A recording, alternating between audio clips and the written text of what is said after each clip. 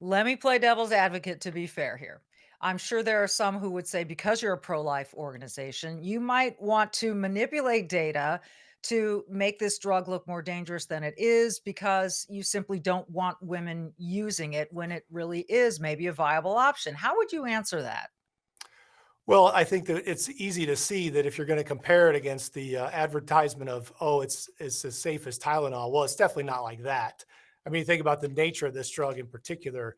You take it and it creates a miscarriage. It's not.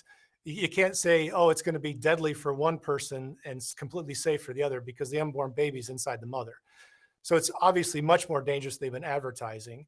And so we go through the claims information. This is real world claims information verified by two different sources.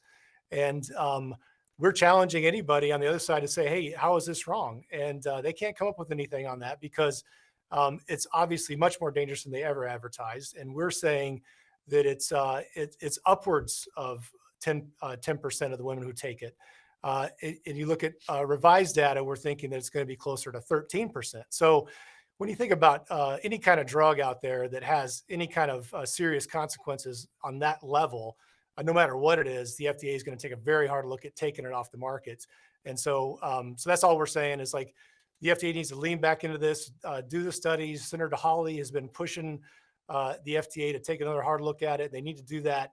And it needs to come out of the mail for sure, because if it's that dangerous and a woman has an ectopic pregnancy and she hasn't been to the doctor and she takes this drug, it's probably going to kill her. And so that's one thing in of itself we got to take a look. It's like a health crisis that we need to take a look at this. And so it's certainly more dangerous than they're advertising. You've mentioned the drug's name, and a lot of people hear about the morning after pill or Plan B. Are they all one and the same? No, mifepristone is way more dangerous. This is actually, you know for sure you're pregnant.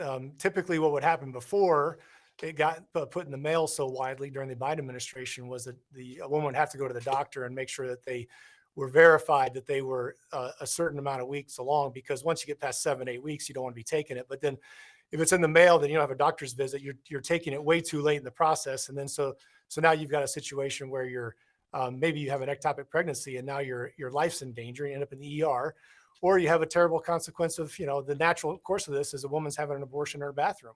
And these are things that we have as a country. We got to take a step back and say, let's do this differently. At the very least, get it out of the mail. Go back to the standard of having to go to the doctor and talk about it, because it's a major. This is not the morning after. This is the full on. This is going to force a pregnancy on a woman, and we got to be careful about what we do with putting in the mail. For full shows, live and on demand, it's Salem News Channel.